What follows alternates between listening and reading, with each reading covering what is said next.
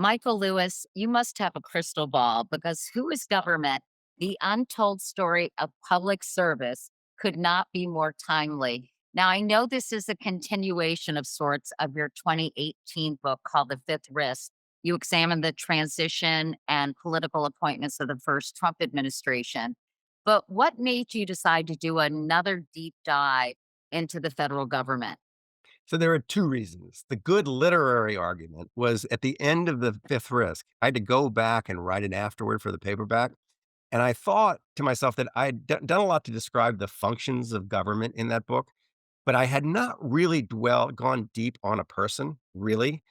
And I thought might be fun to just go deep on one of our federal bureaucrats. And I basically picked a name out of a jar. I mean, it's a long story how I picked the guy, but it was kind of random. And the story, he ended up being an oceanographer in the Coast Guard Search and Rescue Department who had had this quite dramatic encounter with the death of a young woman and her daughter that it caught. I mean, it was avoidable had the Coast Guard understood how objects drifted at sea. They kinda knew where they had capsized in the Chesapeake Bay. They knew, like, how the currents were and stuff, but they were on the upside down on a sailboat, and nobody had ever measured how a sailboat drifted at sea.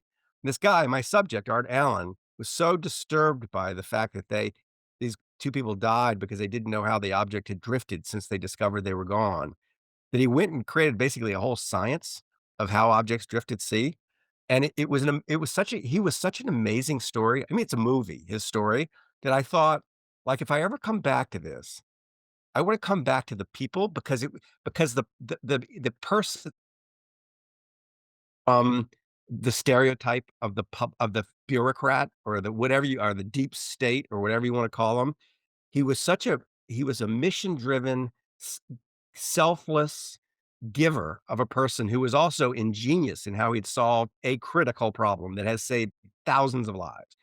So I thought, if I ever come back to this, I'm gonna see what more of this there is in our government.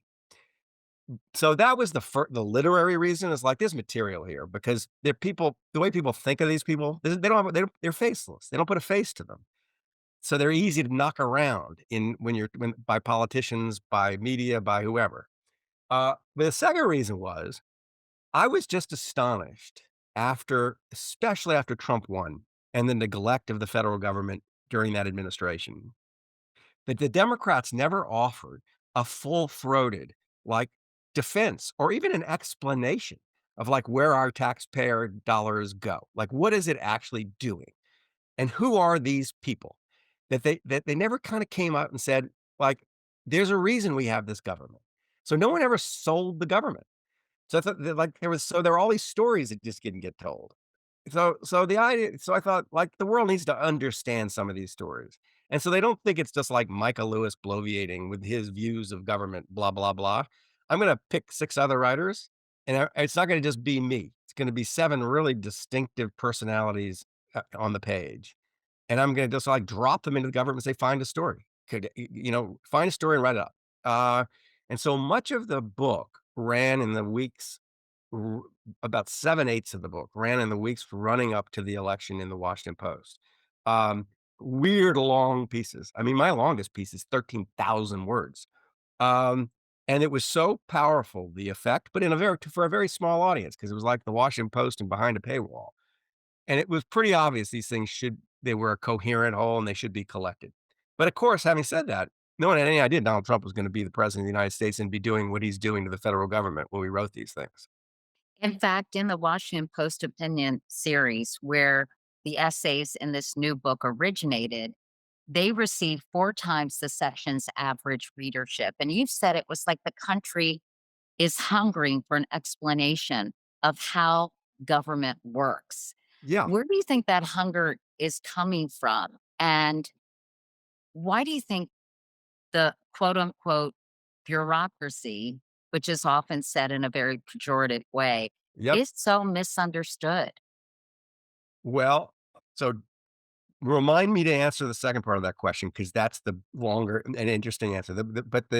In the first place, we just don't get very many stories about the government. Or when we get them, they're in the form of some some poor civil servant who's hauled in front of Congress to be ritually humiliated for some mistake they made. That it's and I do think I don't know this is true, but I've been told it's true, that there's been just a kind of decline in civics education in the country. Like, what the civics course you got in the 8th and the ninth grade is not as widely taught anymore, or not taught in the same way. So, just like how a bill becomes a law, that kind of stuff just doesn't get into kids' brains. We need Schoolhouse Rock Part 2. Yeah, it's something like that. No, it's kinda true, but the second part of this is, like, these people who work in these jobs are, 1, not forbidden from promoting themselves. They don't have time to do it anyway. 2, they're really not the kind of people who tell their own story. They're not self-promoters. They're almost the opposite of self-promoters. I give you a little tell you a little anecdote, it's funny. When I went to write that piece about the first deep dive I did in a single person, Arthur Allen was his name, the oceanographer of the Coast Guard. I called him up, said, "I wanna come talk to you about what you've done." Without knowing really much about what he'd done, spent 3 days with him, with his wife, his kids, you know, interviewing people around him, 3 full days with him. At the end of 3 days, I was driving back to the airport, and he calls my cell phone, and he says, "Hey, you're a writer." And I said, yeah, yeah, I'm a writer. What do you think I was sitting there with a notepad for 3 days taking notes, and I know I said I was a writer when I called you." He says, "No, but my son says that, like, you've written books that have become movies, like, you're, like, big time." And I said, "Well, I don't know if I'm big time, but I am a writer." And he says, "You're gonna write about this?" And I said, "Yeah, am I gonna write about this? What do you think I was doing there for 3 days?" And he said, "I just thought you were really interested in how objects drift." And I thought, this is the mind of some he's so different from, like, the investment banker you go to interview. He's so oblivious he's interested in his expertise, he's very narrow, he's not thinking, like, how he appears to the world.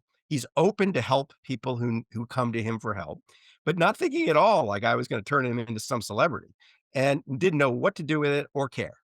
Um, that they're that way, so they don't project. So someone has to go project them for us because they won't do it themselves. And there's a built-in problem in the government. The politicians, and I hate to use that word as a pejorative, but it is just true that people who are campaigning and running for elective office find it very useful to be negative about the civil service and to blame them for when problems occur, but there's not really any upside for giving them credit. It's like the politicians want the credit. So, the people who are junior class, senior class president types who are out there waving at the crowds have no real interest in selling the mechanism of the government. And I think we all kinda know the government we sense in the back of our minds, this government's doing something, it's kinda magical. You turn on the tap and you get cold water you can drink. That doesn't just happen, and it comes from, like, a reservoir from 300 miles away, or that, the weather is predictable 7 days out. Used to be not predictable at all. How did that happen? It just becomes like the infrastructure of our lives, and I think until it's threatened, you just it's like your parents. Until they're threatened, you just think, "Well, they're there. Thank God they're there maybe, but I'm not gonna pay much attention to them." But the minute it becomes like, "Oh, crap, they're gonna take it away," even if it's just a hint of that, people kinda wake up and go, oh, maybe I need to know about this." You illuminated, Michael, why people don't appreciate the federal government, why they often take it for granted. But it's even worse than that. There's an enduring and entrenched negative stereotype about in our culture about civil servants, that they're stupid and lazy, as you describe it. How did that happen? I know that they're not good at telling their stories or blowing their own horns like politicians are, but where do you think this negative perception comes from? Um, I mean, I think it's a complicated question to answer, but I mean, most obviously, um, the they don't do the thing that we value in this culture, which is make money. They're not successful people. They're not famous people. They're not there. So they don't have that going for them. They're also, they're vulnerable because the enterprise they work for is the most complicated enterprise ever created in the history of the universe. It's the United States government. and they're spending now $7 trillion a year. There's bound to be problems. It's just sort of like they're bound to be mistakes made. Um, and when they're made, it's sort of like it's assumed no mistakes will be made, and when they're made, they get exposed and ridiculed and all the rest. Um, you know, why else is it this way? I mean, I haven't really thought too much about why Ronald Reagan could roll in, 45 years ago or whatever it was, 50 years ago and say the most, you know, dangerous words in the English language is, "I'm from the government and I'm here to help you." Um, I think it's And true. didn't he also say that the government is the problem?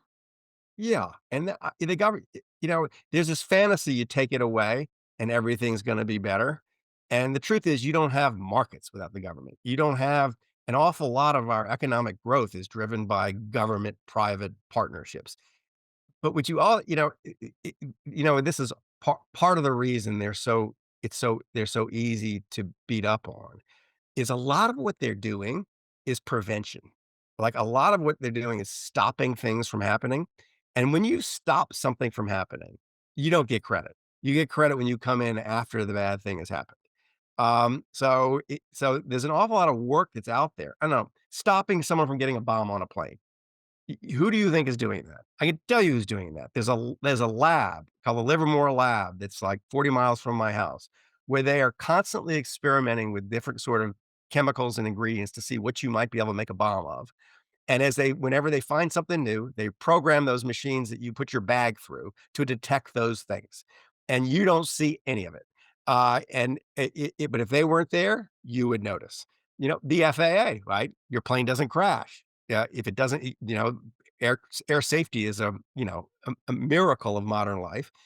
It's the government, but you're not getting credit for the plane not crashing.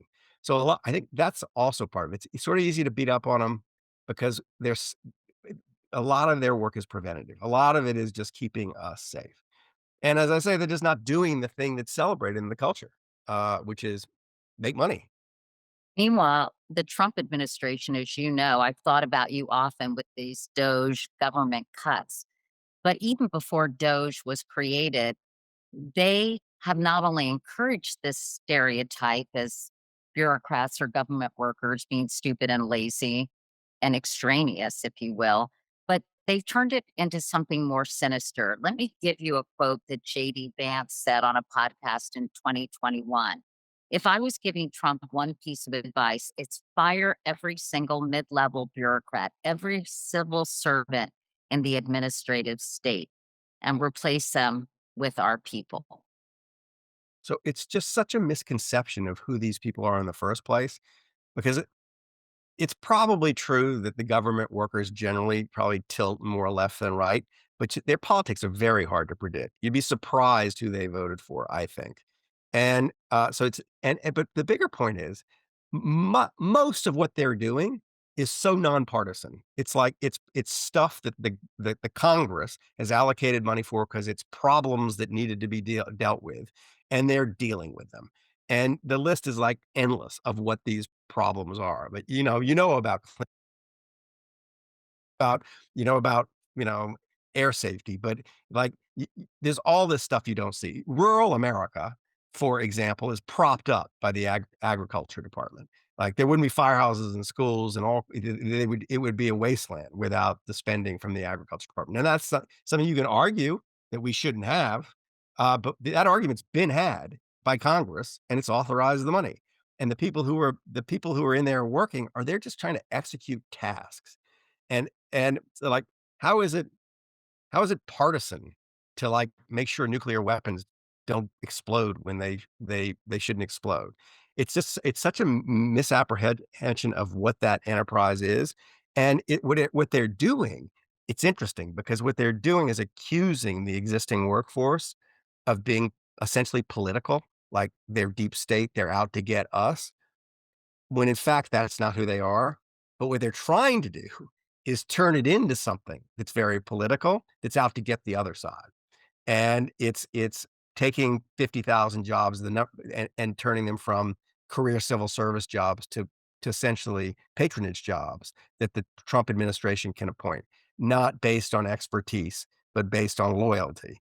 How dangerous is that It's replacement in your view? It's dangerous on a couple of levels. It's very dangerous. Is one, it's gonna make the government a lot less effective because you're replacing people who actually know things with people who don't, and their main qualification is they're just loyal to Donald Trump. That's not a good place to start when you're solving complicated problems. But it's dangerous in another way that if you actually succeed in turning the federal government into what Trump and Vance say it is, turning it into this political weapon, it's hard to know, it's from there to, like, no democracy is a half step, and so it's dangerous on that level too, and it'll have this knock-on effect, and this is the knock-on effect of a lot of Republican rhetoric, is you know, you disable, you villainize this enterprise that's there to serve us all. You make it less effective at what it's supposed to do. And then you can point to it and say, look how ineffective it is. Like the problem is government. Well, no, the problem is how you run the government. The problem isn't government. I'm curious how you feel this kind of rhetoric, things like weaponizing or demonizing the deep state, how that erodes the public trust in our government and institutions in general. I mean, I'm trying to think of some equivalent where can you think of a product or a service or that is just all it gets is negative publicity, and it's like there's like a publicity machine designed to undermine it, and that's all people hear.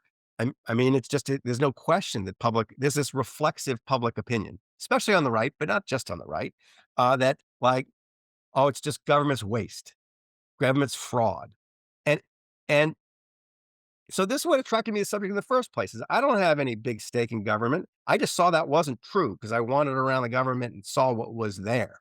And what's shocking about it is whatever people believe because of what they've heard from this kind of casual loose talk, um, the opposite is kind of true. That if you're looking for waste or fraud, you are so much more likely to find it in a private sector company than you are in a government agency, especially fraud.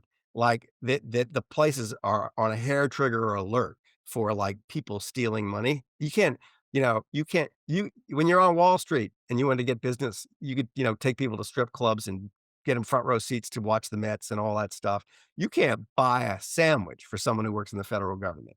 It is like and all around these places are watchdogs whose job is to prevent money from being stolen.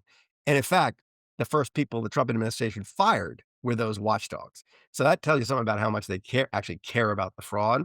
The waste is more complicated because it's true that, like, there are some ways government does things that if you were starting from scratch, that's not how you do them. And there is for sure ways to go in and make it work somewhat better. But the way to go when that in that case, the way to go in is with an appreciation of why it works the way it is, because you're just gonna end up recreating what was created if you don't understand why it got the way it was. It's like there are reasons. There are reasons it's like there's endless bureaucracy around contracting or, it's to prevent the fraud kind of thing, and it's maddening how it's done because basically there's no trust, it's a low trust environment, and in a low trust environment, it's a very inefficient environment. In this that, when you gotta sign pieces of paper to get an extra box of paper clips, you're gonna be less efficient than if you can just go to the storeroom and take one. So it's there are problems there, but a lot of the wasteful problems will rise from the mistrust about the institution that's been sown into the public mind by this rhetoric. And I don't I mean, let me ask you a question. You're asking me questions, but I want to ask you a question. Is it not, if you just back away from it, kind of weird that we're in a democracy where we elected people to do stuff and these things that got done by the government, it's not like some autocrat did it. We the people did it. And that we view these civil servants, the instruments of our will, as somehow our enemies, somehow like, insiders trying to bring us down. it's a really odd thing for in a democracy for people to feel that way about their government. And anyway, I didn't have it. As I said, I came into this. I didn't have any particular view.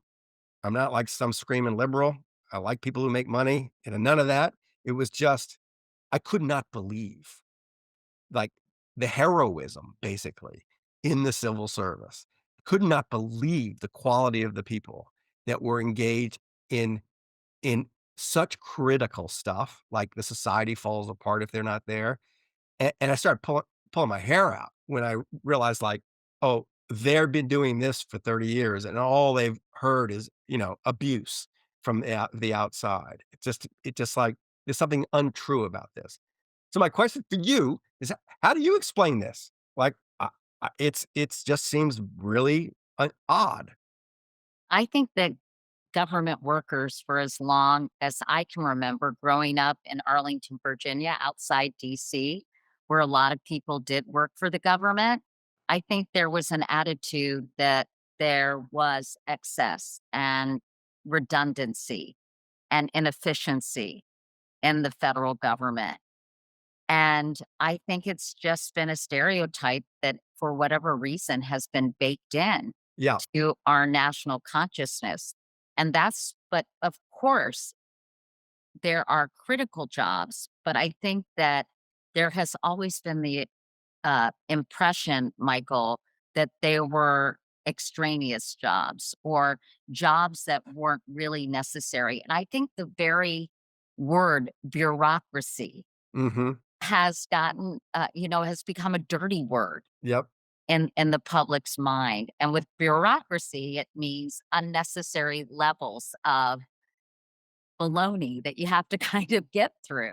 So Uh, I think all those things have kind of come together to make people feel fairly anti government. And I think, to your point, we haven't heard enough stories about civil servants. And I also think there's something about having a job for life.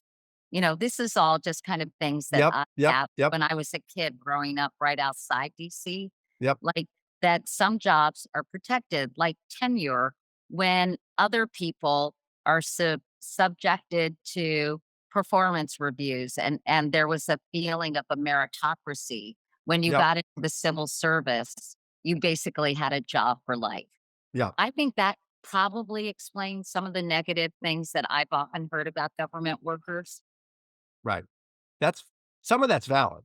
And I can understand hostility towards tenure, basically. Though they don't exactly have tenure. You can fire a civil servant. You just have to have cause.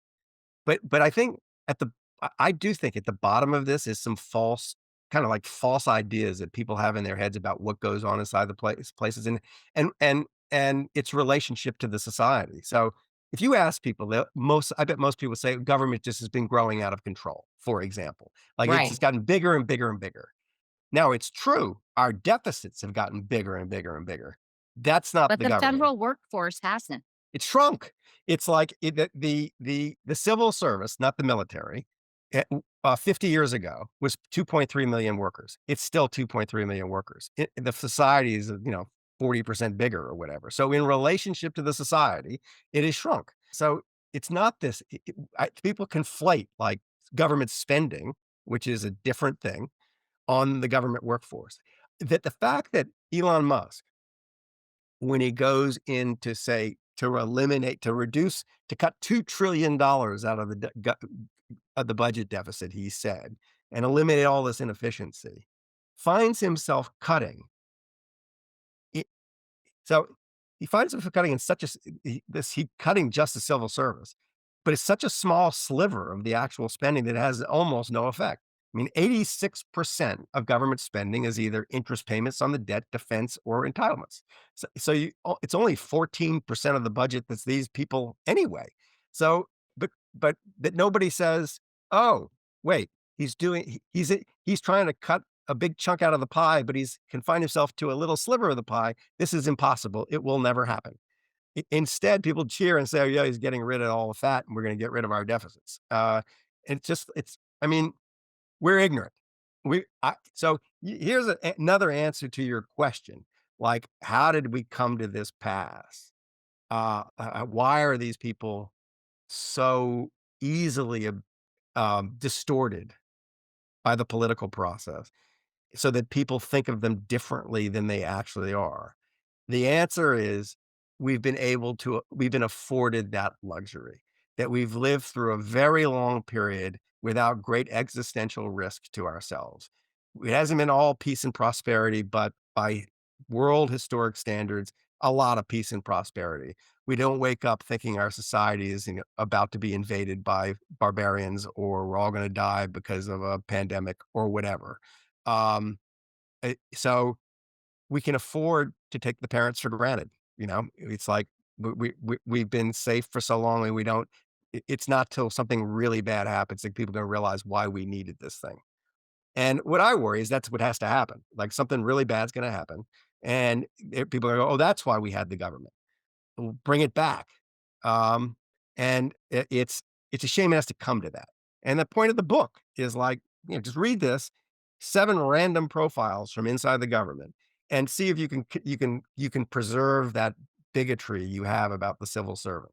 See if you can't, like, see if you can avoid opening up your mind to the possibility that this is actually a useful enterprise. I want to talk to you about some of those essays and particularly the person you profile. But since you mentioned Elon Musk, I have wondered, Michael, how you have felt given the fifth risk and given your interest in profiling the federal workforce, how you have felt watching Elon Musk and his so-called Doge bros go in and just wholesale fire tens of thousands of people. Right. Um, in the very beginning, there was a little part of me that was hopeful, and the little part of me that was hopeful was, it is true that the government has been kind of starved of young talent for a long time. Bright young people have not been encouraged to go into government service, and particularly in the tech world, because you could get paid so much better just going to work for a Silicon Valley startup. And the idea that he might channel some of this talent into the government and actually fix some old and broken systems, that was a I thought maybe there's hope there. Like, but then they started doing what they were doing, which is like cutting agencies, like, without explanation exactly, and going in and randomly cutting seemingly big chunks of the federal workforce, without a whole lot of explanation about why, except to say that they were cutting fat out of the budget. But um, it was puzzle. So then I became puzzled because what they said they were doing was clearly not what they were doing.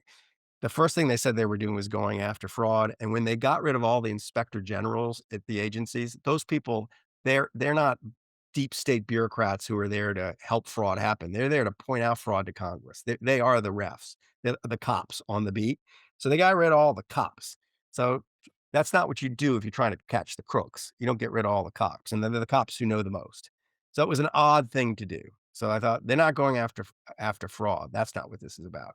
And then with the waste, it was like, the fat, they were dealing with such a small part of the government, they were never gonna make that much of a dent. So it was not about that. They're not gonna, like, get rid of the budget deficit doing what they're doing. They're not gonna cut $2 trillion like they claim. They're probably not gonna cut $100 billion. It's like they're dealing with rounding errors. Um, and so it was like, if they're not doing what they say they're doing, or they're doing it so badly, they might as well not be. But I don't think they're that dumb. Like, what is the motive? And so far as I can tell, the motive is to turn this enterprise that's supposed to be serving the entire society, and it's filled with these exquisite human beings doing extremely complicated and important things, is to turn this into an instrument of personal political power for Elon Musk and Donald Trump.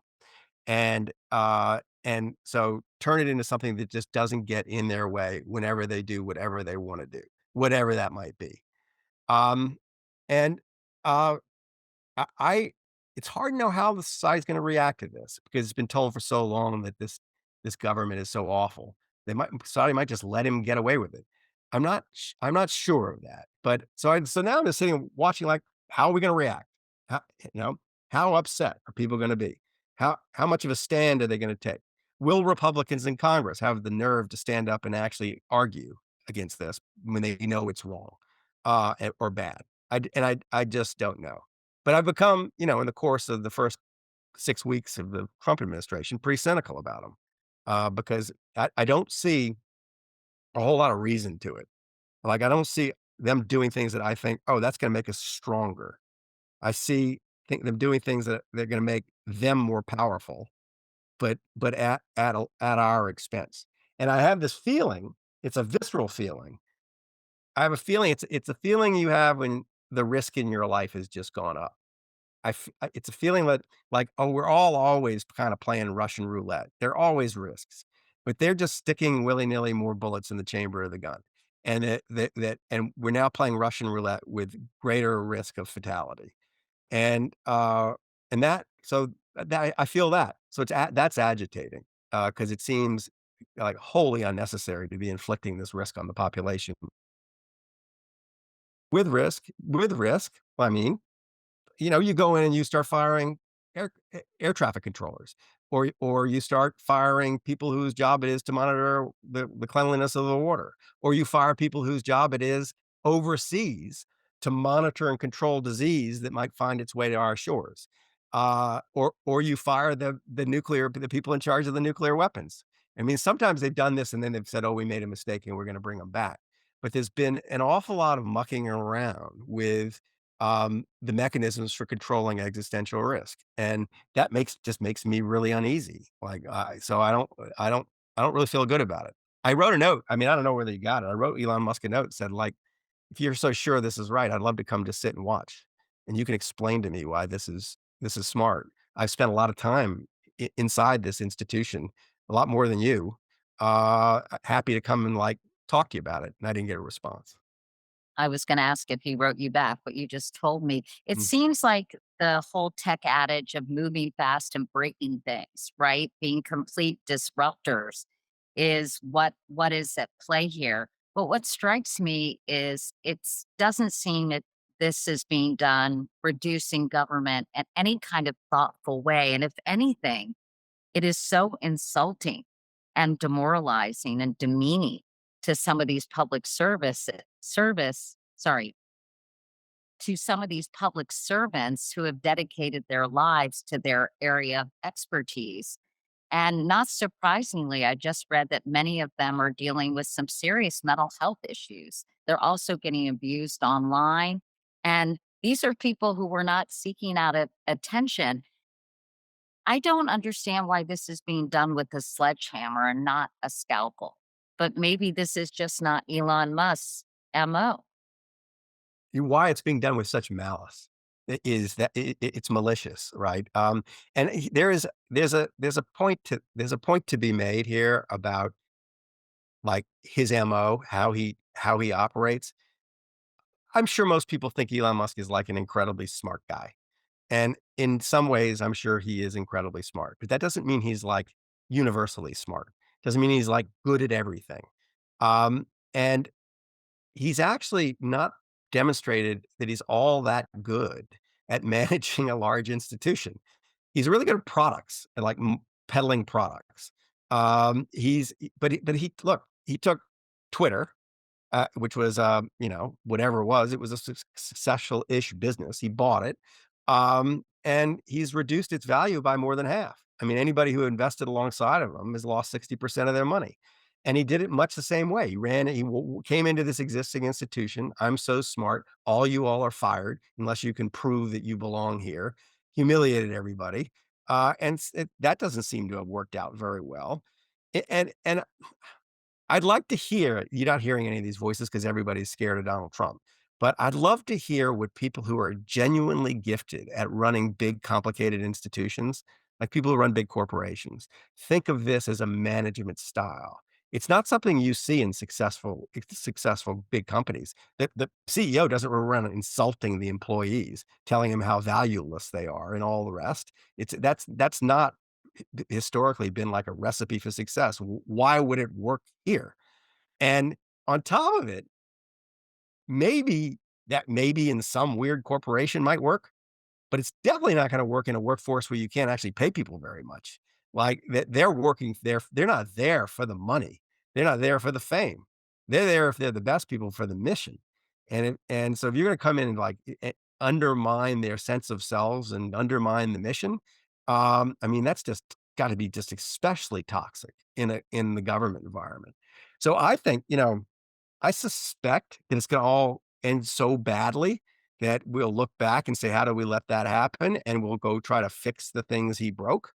Um, but you never know because we have a world where people believe all kinds of stuff that isn't true, and people will be being told that this was a big success, even if it's a big failure. I'm That's so wondering.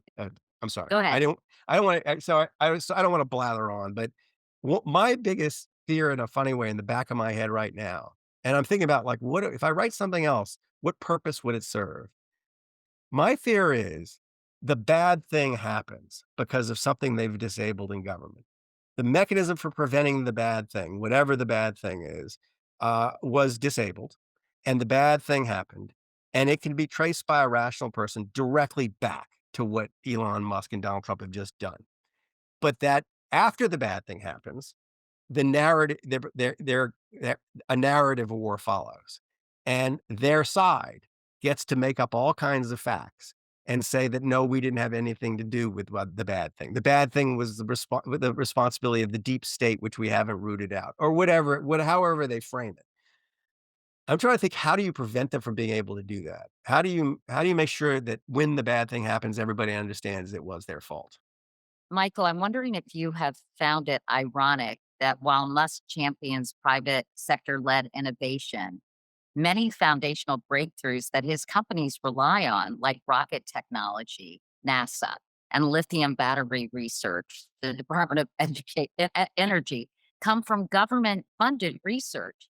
It's so Do you find it hypocritical that Elon Musk praises private sector led innovation, but a lot of these breakthroughs come from NASA and the Department of Energy, and he couldn't do what he does without them? It's sinister because it's not just hypocritical. He's claiming credit for stuff he doesn't deserve credit for. Not that he doesn't deserve credit for some stuff, but like he says, he was the founder of Tesla and the founder of PayPal, and he wasn't. Someone else founded the company he came in.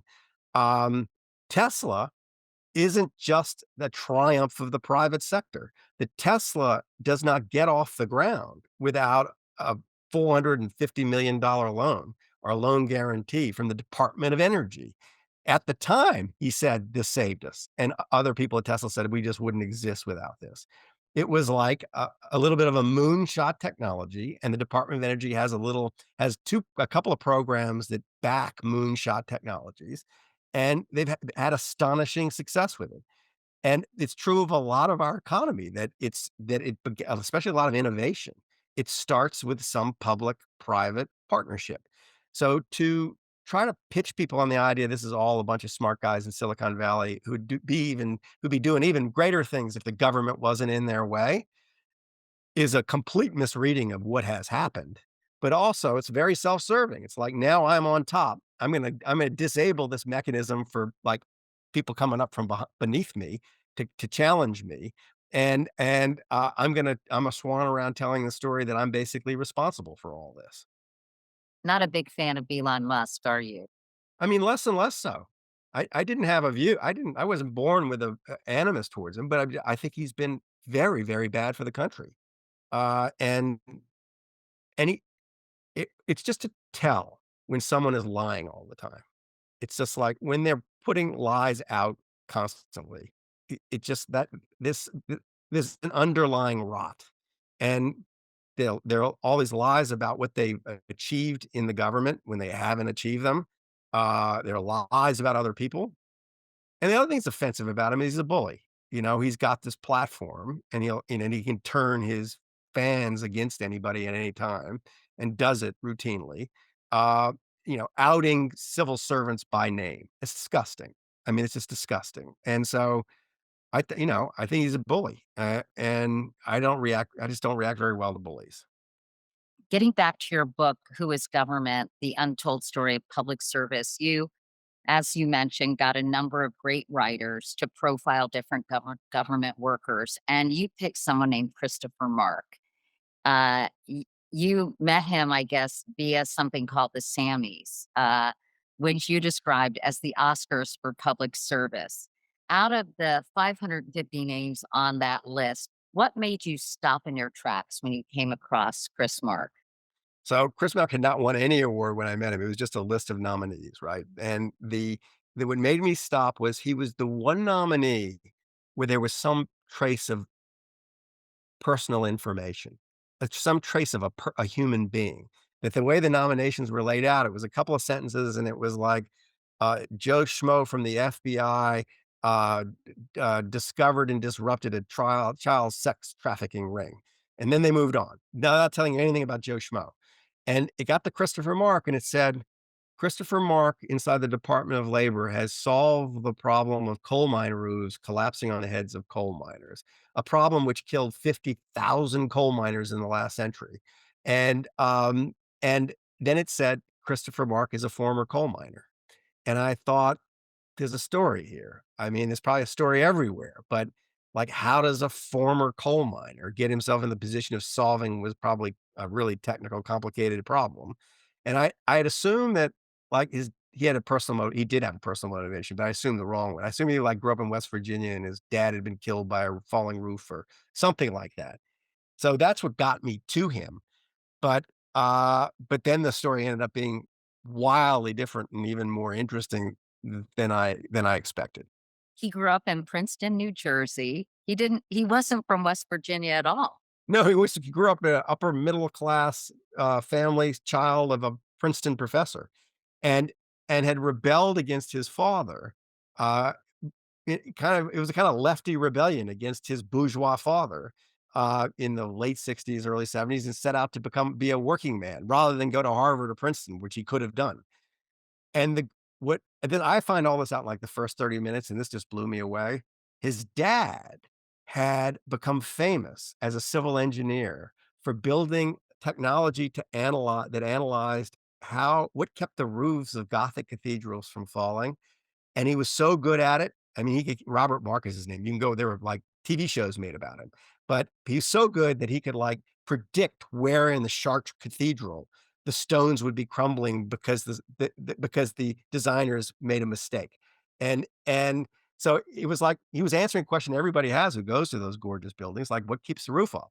And the son said, put a middle finger in the air to the father when he was 17 years old, left home, went away and started working in factories and warehouses, and ends up working in a coal mine, thinking, "I'm not gonna have anything to do with what my father did," and then realizes the roof's about to fall and kill me, and goes and he's very clever, and the intellectual journey is wild, but how he figures out how to keep roofs from collapsing on coal miners is its own story, but what's even wilder is when I get him and I hear this story, I say, "Wow, you rebelled against your dad, and then you kinda, like, went in your dad's line of work. It's all about it what keeps the roof up." And he goes, "That is not true. What I did had nothing to do with my father." He was like, "Nope, nope, nope." And I said, "This is a character. He's got a little bit of himself he doesn't fully understand." And I don't know, he's great. I mean, he was really great. Fun to write about. And there's similar stories or very inspiring stories by all these other writers in the book. Can you just kind of tell us some of your favorites? It would take a long time to go through all of them, but I'll tell you who the writers are because it's an illustrious class. It's John Lanchester, Dave Eggers, Sarah Vowell, Casey Sepp, Geraldine Brooks, and Kamau Bell. And and Casey Sepp in the New Yorker, young writer. She's going to be very famous one day. She's a little famous already. I'll tell you her story. She found a guy inside the Department of Veterans Affairs. I don't know if he's still there. They've gutted it, but his name is Ron Walters, and Ron Walters had walked into a job that is a kind of sacred duty. It's caring for the national cemeteries. It's providing the experience for the families of veterans when they bury their dead. And the when he comes into it, and this is like 20 years ago, the customer approval rating is not great. It's kinda and he sets about attacking the problem with such panache that kind of a decade in. Um, there's surveys that the University of Michigan does of customer satisfaction across the economy, and they measure satisfaction of government agencies as well as with, like, private companies. So, Amazon and the Department of Agriculture is in these surveys. By the time Ron Walters is done, this National Cemeteries Burial Program has the highest customer satisfaction of any institution in our country, and nobody knows who he is. He's not out there telling people how to manage businesses because he's a genius manager, though he obviously is.